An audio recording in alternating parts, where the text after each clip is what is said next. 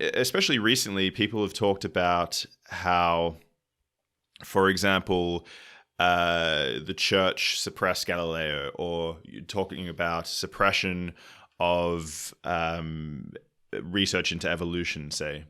This is sort of the view that people paint of what the church does with science in the modern era. But is this sort of missing the point a little bit? Is religion necessary in order to develop large, organized states in the first place, without which we would never have even gotten to science, and we would never would have had Galileo in the first place? Yeah. The religious dimension of long-term history is one of the big things that's been going on, obviously, right throughout human history. And a lot of archaeologists will say now that probably the first organized communities, first governments, these have a lot to do with religion. They're going right back deep into prehistory, probably certainly 30,000 years ago, maybe 40,000 years ago. We're back to the point when we're beginning to the first evidence of kind of humans who behave recognizably like modern humans. Religion is one of the big things that they do. Right back into these very early times, when we see people investing lots of energy in something, it's very often religion that they're investing it in. And the first great powerful rulers that we hear about are people who have persuaded their fellows that these new leaders have, at the very least, have privileged links to the supernatural sphere. And this can take all manner of forms. In the extreme case, ancient Egypt, a lot of Egyptian pharaohs persuaded other Egyptians that the pharaoh actually was a god. It was an reincarnated god walking around here among us on earth. Other societies, they go less far, and it might be that the king is somebody who persuades you that the king, he's a demigod, like his dad was a god or his granddad was a god or something like this. And then you get this sort of more dilute version still. You're not actually a god yourself, but you do have special contact to the gods. You can talk to the gods in a way that other people can't. You can receive oracles from the gods. So you can ask the gods a question, which the gods will answer, but they won't do that for other people. And the logic behind this seems to be like, if I believe that you really can talk to the gods and find out what the gods want, then I would be a damn fool not to do what you say. Why would I not do what you say? You know what the gods want. The gods know everything. So obviously it's stupid not to do what the gods say. Now, of course, archaeologists on the whole, we don't believe in ancient Egyptian gods or anything like that. So we tend to think these pharaohs were not actually gods. We're very cynical lot. We're not talking to the gods on a regular basis. So the question becomes, well, how do people make this work?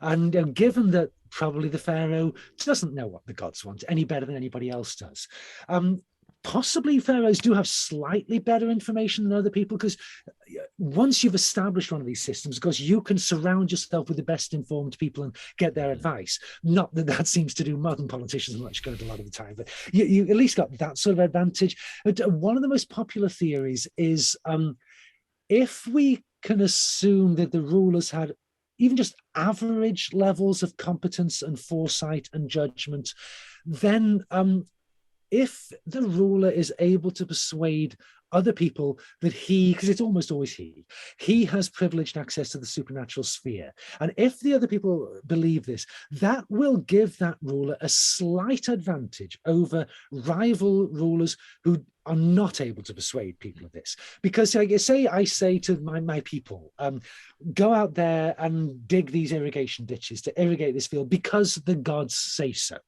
And you believe me, so you go out and you irrigate the ditch, irrigate the field. And that's, other things being equal, the chances are that is going to have some economic benefits for us.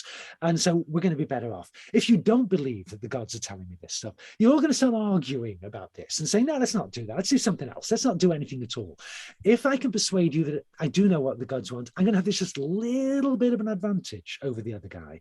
In times of war, if you believe my plans are sanctioned by the gods, maybe your morale is going to be a little bit higher than if you don't believe it. Maybe you're slightly more likely to obey the orders. Maybe you're slightly more likely to stand your ground and fight a bit longer than you would if you didn't believe the gods were on your side. And again, other things being equal, two generals with equally good armies, equally good judgment, the one who's got that slight advantage in morale is going to win a little bit more often.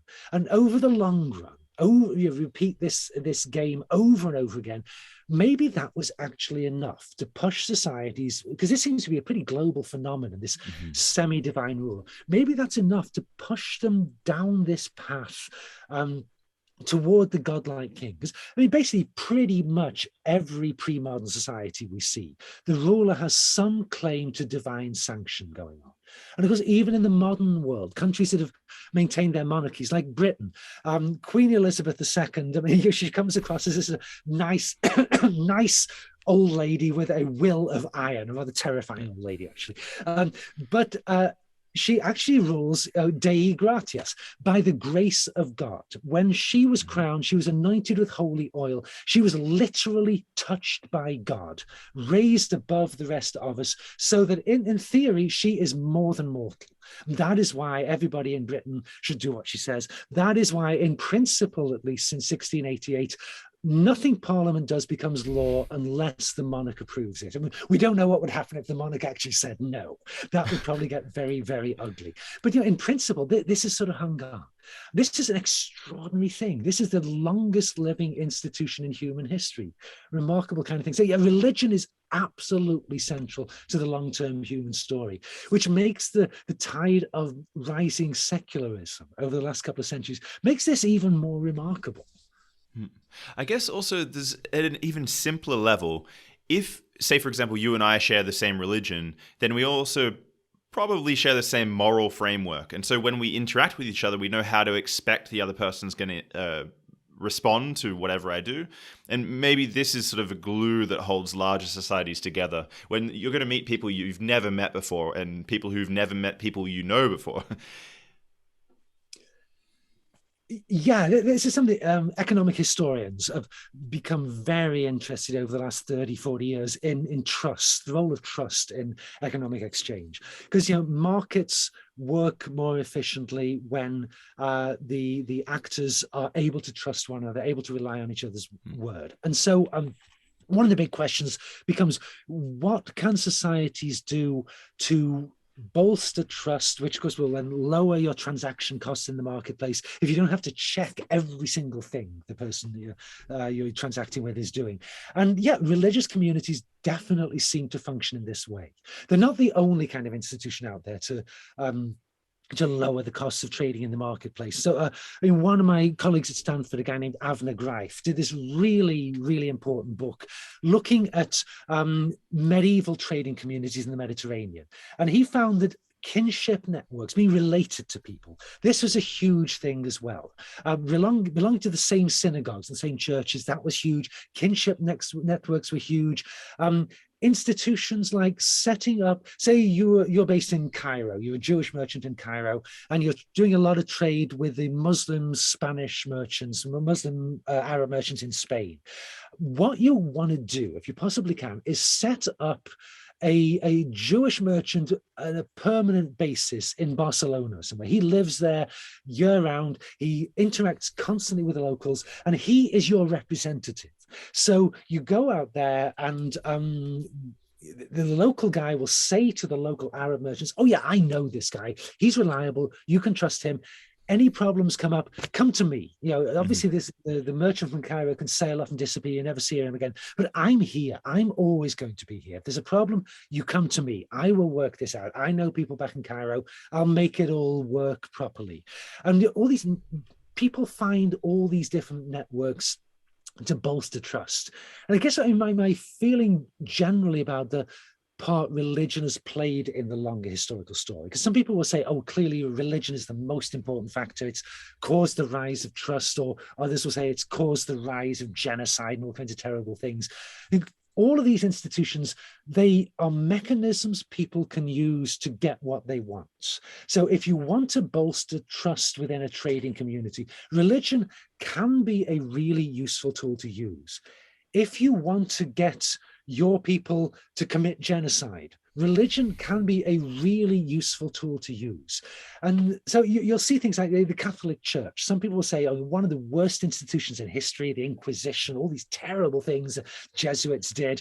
Others will say one of the most beneficial institutions in history. You look at the role of some of the early Catholic friars in stopping the conquistadors and massacring all the native populations in the Americas.